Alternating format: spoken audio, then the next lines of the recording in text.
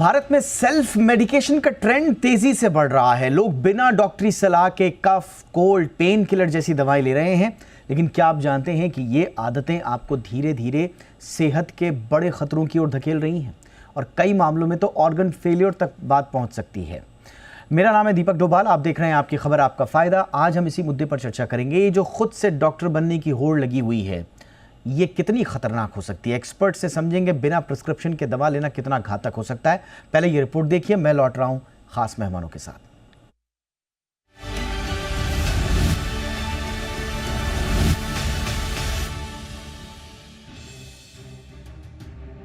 आज के समय में लगभग हर किसी के पास इंटरनेट और स्मार्टफोन है।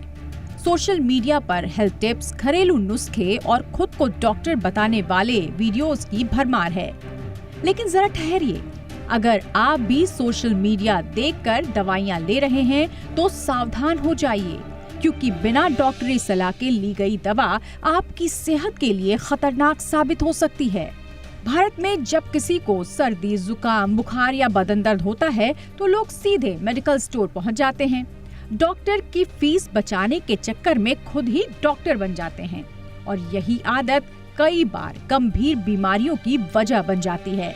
BMJ प्राइमरी केयर में छपी एक रिपोर्ट के मुताबिक नेपाल के पोखरा वैली में लोग लंबे समय तक एंटी माइक्रोबियल दवाएं लेते रहे, जिससे उन्हें दूसरी बीमारियां झेलनी पड़ी।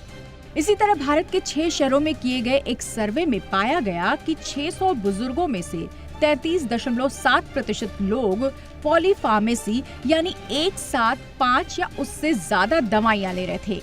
गुवाहाटी में ये संख्या सबसे ज्यादा 57% थी, जबकि उज्जैन में ये संख्या 11.7% थी। साथ ही 25.2% लोग ऐसे कॉम्बिनेशन मेडिसिन ले रहे थे जिनके साइड इफेक्ट्स का उन्हें अंदाजा तक नहीं था। जब तबीयत ज्यादा बिगड़ी तब जाकर डॉक्टर से सलाह ली। एक्सपर्ट कहते हैं कि अगर बुखार 2 दिन से कम हो तो बिना सलाह के दवा लेने की जरूरत नहीं है। बुखार के पीछे कारण सिर्फ थकान नहीं, मलेरिया, डेंगू या टाइफाइड जैसी गंभीर बीमारी भी हो सकती है। ऐसे में गलत दवा लेने से शरीर और कमजोर हो सकता है। यहाँ तक कि पैरासिटामोल भी अगर जरूरत से ज्यादा ली जाए तो लिवर को नुकसान पहुँचा सकती है। बहुत से लोग सिर दर्द या बदन दर्द में इसे बार बार लेते हैं, बिना ये समझे कि ये धीरे धीरे शरीर में जहर बन सकती है। डॉक्टर्स के मुताबिक कई मरीज पहले से ही 5 से 7 दिन की एंटीबायोटिक लेकर आते हैं और जब टेस्ट किया जाता है तो पता चलता है कि अब एंटीबायोटिक असर ही नहीं कर रही। ये एक गंभीर स्थिति है जिससे इलाज लंबा, महंगा और दर्दनाक हो जाता है। गलत दवा से मिसडायग्नोसिस, ड्रग रिएक्शन, लिवर और किडनी डैमेज जैसे खतरे भी हो सकते हैं। अब सवाल ये है कि आपको क्या सावधानी बरतनी चाहिए। एक्सपर्ट्स की माने तो हर दवा को समझ कर लेना बेहद जरूरी है। अगर डॉक्टर के पास जाना संभव ना हो तो कम से कम ऑनलाइन कंसल्टेशन जरूर लें, लेकिन अंदाजे से दवा लेना बंद करें।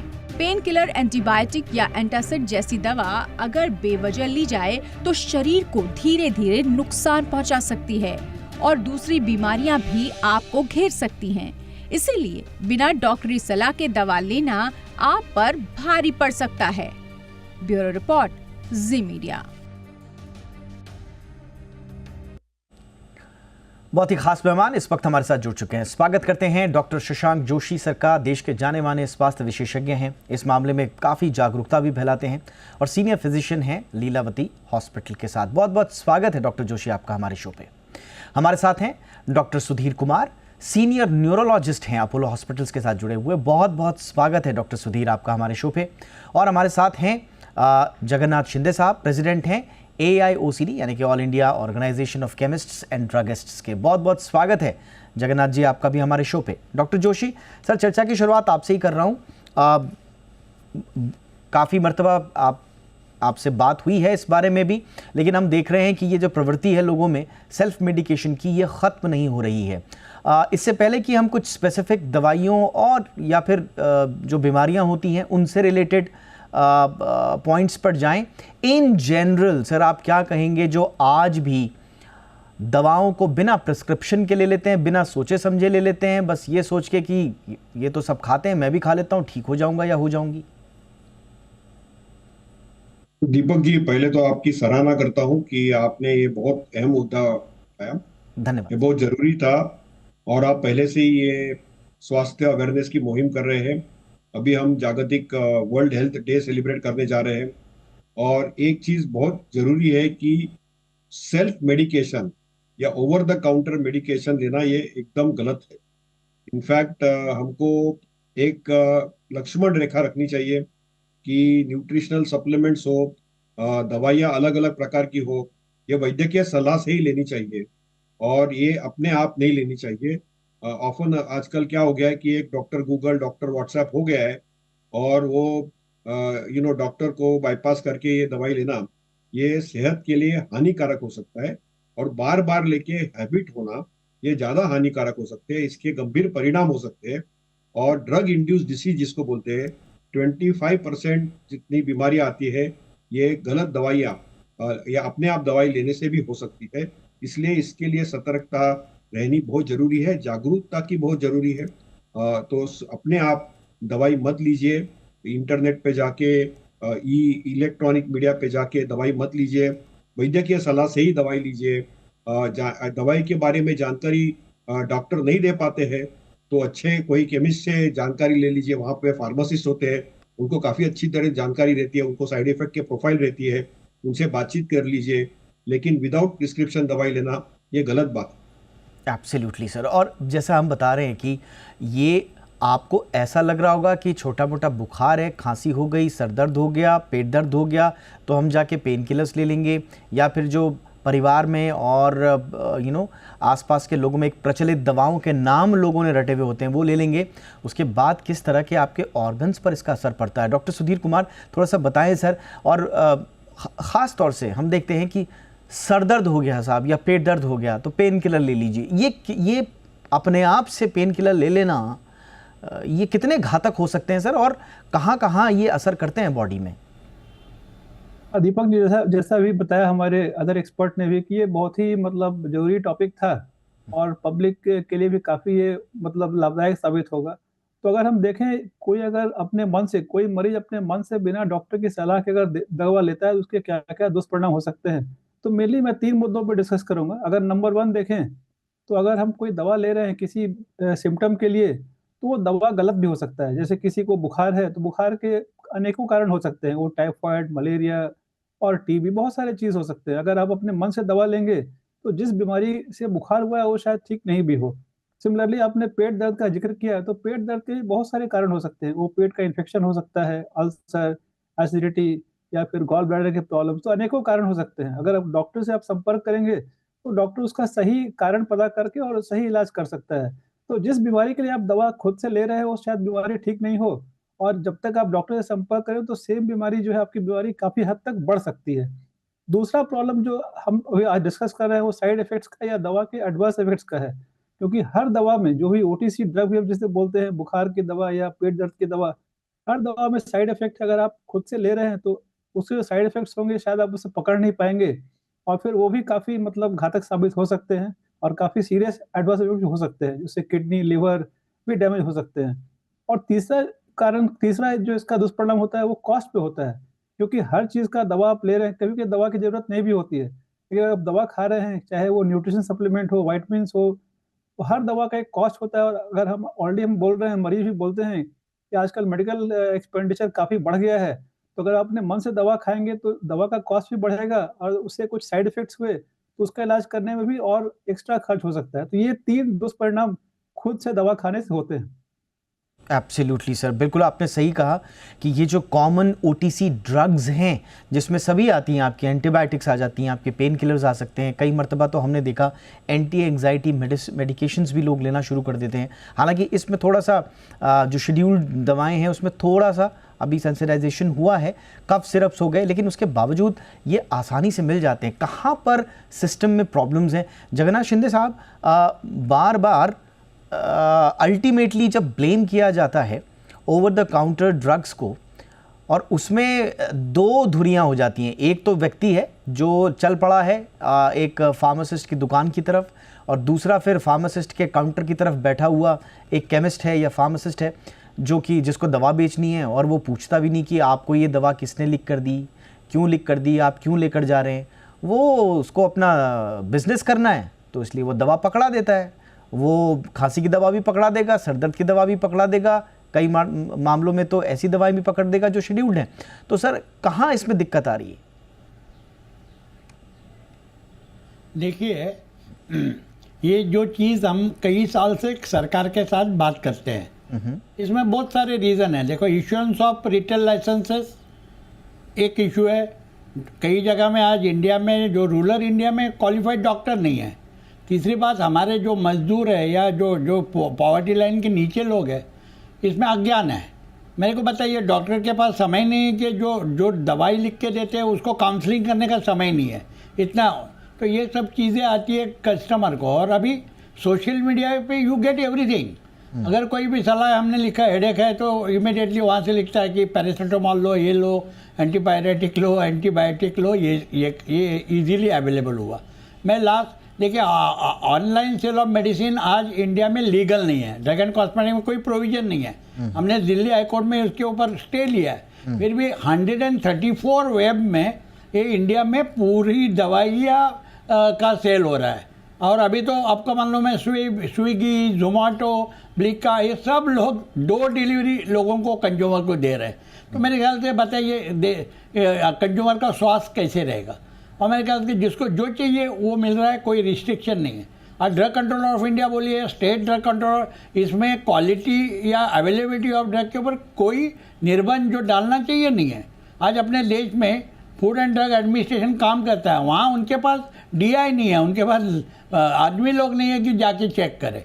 तो ये बहुत सारी रीजंस है। और गरीब आदमी मजदूर है। सॉरी सर, मैं आपको टोक रहा हूँ। मेरा एक इसमें सवाल ये था कि आप कह रहे हैं कि हमारा सिस्टम ठीक नहीं है, लोग नहीं हैं, और जो डिपार्टमेंट्स हैं वो अपना काम सही से नहीं कर रहे हैं। बट मेरा सवाल ये है कि जो केमिस्ट की दुकान में बैठा हुआ है, जो एक फार्मेसी में बैठा हुआ है, जो मेडिकल स्टोर में बैठा हुआ है, जो फार्मासिस्ट या जो भी व्यक्ति वहां पर बैठा हुआ है, वो कैसे दे रहा है सर? वो बिना प्रिस्क्रिप्शन के दवा कैसे दे रहा है? अरे भाई यार, देखिए यादव जी, जो आप बोल रहे हैं बिल्कुल झूठ बात है। अभी ऑनलाइन सेल कुछ भी मिलता है मार्केट में, उसके लिए दुकान पे आने की गरज नहीं है। लोग, बहुत सारे लोग हमारे पास आते भी नहीं है, ऑनलाइन उनको मिल जाता है, घर में डिलीवरी मिलती है। नहीं, आप कह रहे हैं कि मैं झूठ बोल रहा हूँ। सर आप थोड़ा सा ऑर्गेनाइजेशन, सॉरी सर, शिंदे साहब थोड़ा सा बता पाएंगे कि क्या झूठ बोला? गलत नहीं, ये झूठ का मतलब आप खाली फार्मेसिस्ट को ही प्रोजेक्ट कर रहे हैं। हाँ। बाकी जो सिस्टम ऑनलाइन सेल चालू है, जस्ट डायल पूछे, कोई भी नहीं, वो सर वो अलग इशू है। के ऊपर आप, वो तो सर बिल्कुल अलग इशू है। वो तो सर हम तो कह रहे हैं कि जब तक रूल्स इन प्लेस नहीं है, शिंदे साहब, वो तो हम कह रहे हैं, हमने पहले के शोज में भी किया उस पे, कि अगर सरकार के पास ऐसे नियम नहीं है कि आप जी वो ऑनलाइन अगर दवाओं की सेल हो रही है और उसके लिए अगर कानून नहीं है तो वो इलीगल है। हम तो ये भी कह रहे हैं, और सरकार को इस पर अंकुश लगाना चाहिए जब तक सिस्टम ना बनाए। वो एक अलग मसला है सर।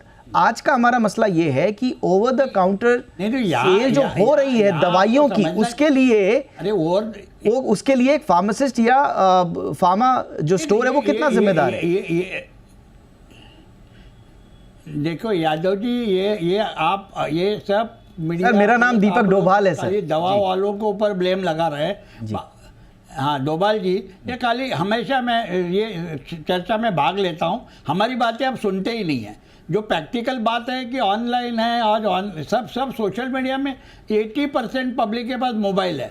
दूसरी बात, डॉक्टर को समय नहीं। आज भी आपके मालूमात के लिए, हम फार्मेसी लोग पेशेंट काउंसलिंग शुरू हमने करी है।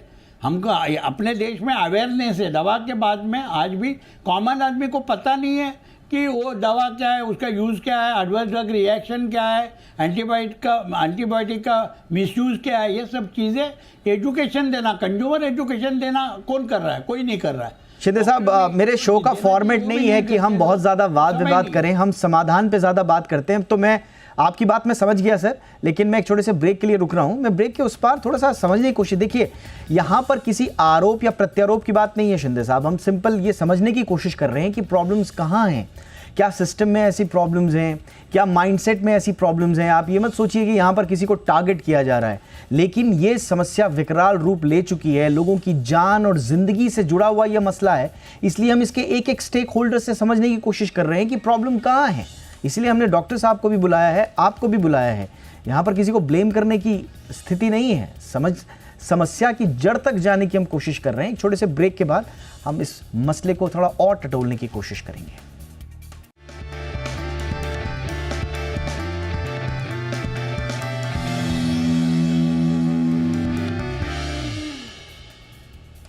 ब्रेक के बाद आपका स्वागत है। डॉक्टर जोशी, जैसा आपने चर्चा में सुना भी होगा और शिंदे साहब स्वाभाविक रूप से डिफेंड भी करेंगे, और लीगली भी सर, ओटीसी ड्रग्स कोई ऐसा तो नहीं है कि लीगली अलाउड नहीं है। जो शेड्यूल्ड ड्रग्स हैं स्वाभाविक रूप से उनमें प्रिस्क्रिप्शन की आवश्यकता होती है, और जो जेनरिक जो ओटीसी ड्रग्स हैं उनको जनरली एक तरह से लीगल ही माना जाएगा, और इसीलिए केमिस्ट भी उनको जनरली दे देते हैं। बट कहाँ सर गड़बड़ी कहाँ हो रही है? माइंडसेट, लोगों में जागरूकता नहीं है, लोगों में माइंडसेट नहीं है, या हम इसमें ड्रग्स एंड केमिस्ट का जो पूरा का पूरा हमारा तंत्र है वो भी कभी लाइनें क्रॉस कर देते हैं सर, लीगल लाइंस? आपको इसमें क्या एनालिसिस समझ में आ रहा है सर?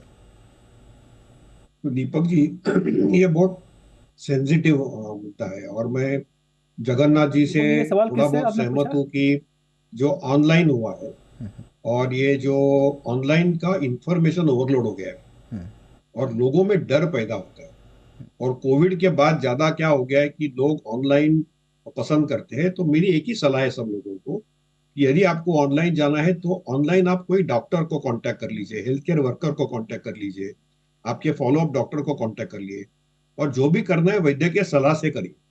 क्योंकि उसमें क्या होता है कि मिस हो जाता है, कभी कभी डायग्नोसिस मिस हो जाता है, डायग्नोसिस डिले हो जाता है, सही दवाई नहीं मिलती है। और हमारे फार्मासिस्ट लोग भी अच्छे काम कर रहे हैं कि वो एजुकेशन का काम कर रहे हैं। थोड़ा बहुत जो फैमिली डॉक्टर और केमिस्ट, ये फर्स्ट कांटेक्ट रहता है हमारे लोगों का, आम आदमी का जो बोलते हैं, जैसे कॉमन मैन है, उसका एक फर्स्ट कांटेक्ट रहता है। उनमें भी जागरूकता करनी बहुत जरूरी है। और मुझे लगता है कि इसका जो मसला है, इसका जो सोल्यूशन है, ये यही है कि हम जितना एजुकेशन कर सकते हैं उतना ही करें, वो कम है। लेकिन एक सेल्फ रेगुलेशन है कि अपने आप दवाई प्लीज मत लीजिए, अपने आप बुखार कम करने की या एंटीबायोटिक की दवाई नहीं लीजिए, क्योंकि हमारे फ्यूचर जनरेशन इसके ऊपर डिपेंडेंट है। हमारे यहाँ पे एंटी माइक्रोबियल रेजिस्टेंट हो जाएगा तो 10, 20, 30 साल में कोई भी एंटीबायोटिक नहीं बचेगा और लोगों की जानें चली जाएंगी। इसके साथ ही बाकी दवाइयों भी जो है वैद्य की सलाह से जरूर लेना, और उसके लिए एजुकेशन, काउंसलिंग, प्रिस्क्रिप्शन और ऑनलाइन एक्सेस लेना जरूरी है। इसका कोई स्विगी जोमेटो नहीं है, ये बहुत ज्यादा हो गया है अभी, और इसलिए थोड़ा सा कोविड के बाद ये हो गया। इसलिए मैं आपकी भी प्रशंसा करता हूँ कि आपने ये मुद्दा उठाया है, और आपने जैसे ब्रिटिश मेडिकल जर्नल का जो जिक्र किया उसमें यही लिखा गया है, जैसे नेपाल जैसे देश है, बाकी भारत के अलग अलग प्रांत है, वहां पे लोगों की एक हैबिट हो गई है कि डायरेक्टली जाके केमिस्ट से दवाई खरीदे। और इसके लिए इनकी जो माइंडसेट चेंज करना, आप सोशल मीडिया, इंस्टाग्राम, फेसबुक, इसके ऊपर जाके दवाई नहीं ले सकते। काफी टाइम यहाँ डॉक्टर ही नहीं रहते, यहाँ पे ले पीपल ही होते हैं जिनको लगते हैं कि वो उनको सब कुछ आता है, और वो क्वालिफाइड भी नहीं रहते। इसलिए हमको एक सेल्फ रेगुलेटरी मैकेनिज्म और लोगों में कॉन्फिडेंस देना चाहिए। और अलग अलग दिवस रहते हैं, जैसे अभी 7 अप्रैल को जागतिक वर्ल्ड हेल्थ डे है WHO का। उनका WHO का यही कहना है कि सेल्फ रेगुलेट करिए, अपने आप दवाई मत लीजिए।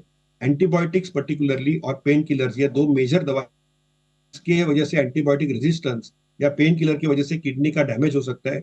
इनके ऊपर प्लीज अपने आप दवाई मत लीजिए।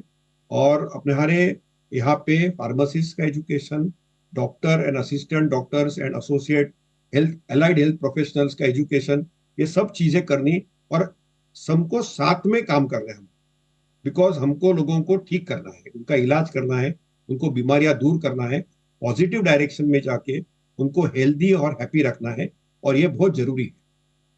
Absolutely sir. देखिए, हम बार बार कह रहे हैं कि over the counter medication generally safe माना जाता है अगर यूज्ड एज डायरेक्टेड हो, जो इन सिस्टम, लेकिन प्रॉब्लम कहाँ आती है? प्रॉब्लम आती है सीरियस हेल्थ कॉम्प्लिकेशंस और फैटिलिटीज़ आती हैं जब वो मिसयूज़ होनी शुरू हो जाती है, ओवरडोज होनी शुरू हो जाती हैं। लोगों को नहीं पता होता है। डॉक्टर साहब के पास आप जाते हैं तो वो बताते हैं कि इतने दिन इस समय पर खाना खाने से पहले या बाद में आपको इस तरह से और इतने दिन तक ये दवा लेनी है। बट जो ओवर द काउंटर जो दवाइयाँ होती हैं उसमें आप लेकर आ जाते हैं घर में, जैसे कि आपने राशन भर लिया। और हमने बहुत सारे घर ऐसे देखे हैं कि बिल्कुल राशनिंग हो जाती है डॉक्टर सुधीर कुमार, कि फलाना रैक में जो है सर दर्द की दवा रखी है, फलानी जगह जो है वो पेट दर्द की दवा रखी है, और आजकल तो एंटीबायोटिक्स भी लोगों ने रखे रहते हैं।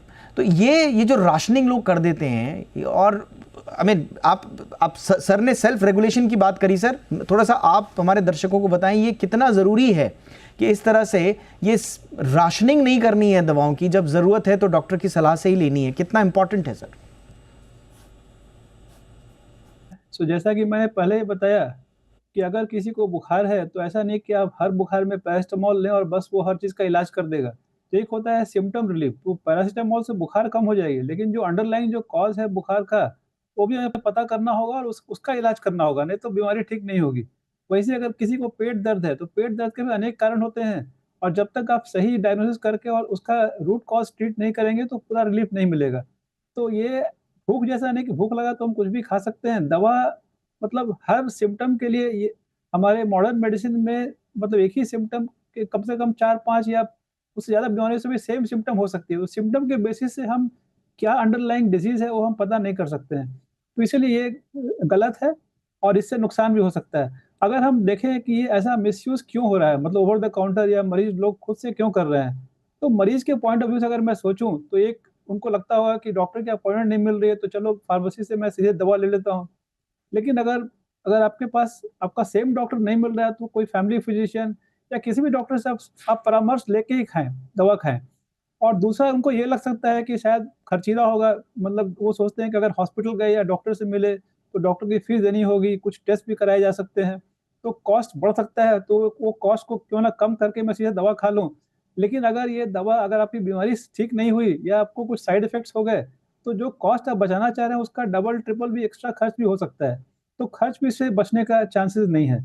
और डॉक्टर के साइड से भी मैं कहना चाहता हूँ कि जब मरीज़ आपके पास आता है तो कितनी बार डॉक्टरों के पास टाइम की कमी होती है और वो ठीक से दवा को एक्सप्लेन नहीं करते, लेकिन ये हमें ये करना चाहिए, शायद डॉक्टरों से करना चाहिए कि दवा का रीज़न क्या है, कैसे खाना है, खाने के बाद या खाने के पहले क्या-क्या साइड इफ़ेक्ट्स हो सकते हैं, तो ये सारा समझाने का ज़िम्मा ये डॉक्टरों का है। और तीसरी बात, जो फार्मासिस्ट के पास भी जब तक प्रिस्क्रिप्शन नहीं हो, उन्हें दवा नहीं देना चाहिए, चाहे कुछ भी कारण हो।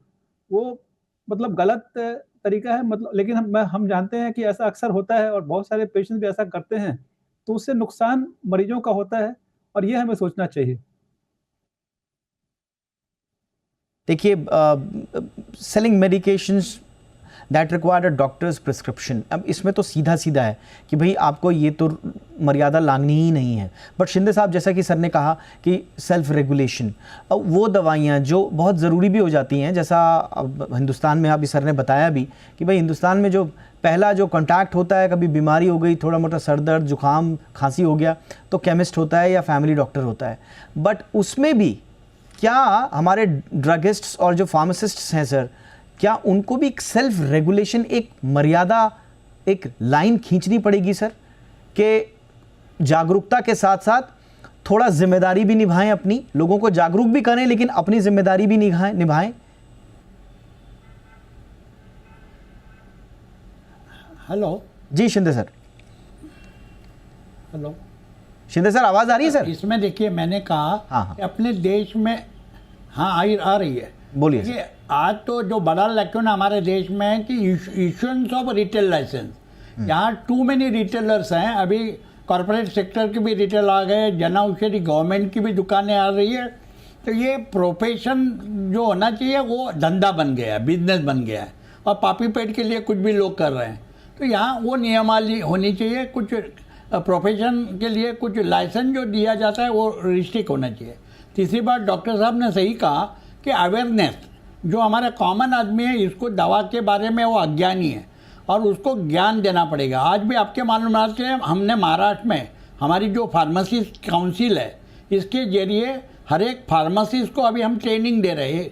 करीबन एवरी 365 डेज में हम लोग पेशेंट काउंसलिंग कर रहे हैं, एंटी मिसयूज ऑफ एंटीबायोटिक के बारे में बता रहे हैं, एंटी माइक्रोबियल रेजिस्टेंट के बारे में कर रहे हैं। हम हमारे फार्मासिस्ट को इंटरनेशनल कॉन्फ्रेंस में लेके जा रहे हैं और ये बड़े पैमाने में कर रहे हैं। जैसे अभी 7 अप्रैल को वर्ल्ड हेल्थ दिन है, अभी वहाँ हम वर्चुअल कई प्रोग्राम रखे हैं जिसको आम आदमी के लिए भी ये ओपन है। Very nice. हमारे कई जगह में हमने महाराष्ट्र में कि कंज्यूमर को भी एजुकेट करने के लिए हम डॉक्टर या इनके करके उनको अवेयरनेस करते हैं और ये हर एक दुकान में हर एक पेशेंट को बात करके अवेयरनेस लाने की कोशिश हम लोग कर रहे हैं। बहुत अच्छी बात है सर, ये जो आप अवेयरनेस का काम कर रहे हैं सर, ये बहुत अच्छी है, ये काबिले तारीफ है, आपकी हम प्रशंसा करते हैं इन कामों के लिए सर, बिल्कुल, और इसको जारी रखिए। लेकिन जैसा हमने बताया कि अब समय आ गया है कि सेल्फ रेगुलेशन हर तरफ से हो। एज अ आम नागरिक हमको ये समझना है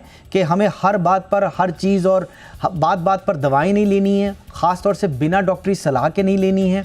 और जो हमारे जो डॉक्टर साहब हैं उनके लिए भी एक सेल्फ रेगुलेशन ये है कि वो ज़्यादा से ज़्यादा अवेयर करें, पेशेंट को पूरी तरह से बताएं, दवाई के आगे पीछे की सारी कहानी बताएं और मिसयूज़ और ओवर यूज़ के बारे में उसको अवेयर करें। और हमारे जो ड्रगिस्ट और फार्मासिस्ट हैं उनके लिए भी सेल्फ रेगुलेशन का एक समय, तो सबके लिए एक लकीर खींचने का वक्त, इसी उम्मीद के साथ कि ये दुनिया आगे बेहतर होगी। बहुत बहुत धन्यवाद शिंदे सर, आपने वक्त निकाला।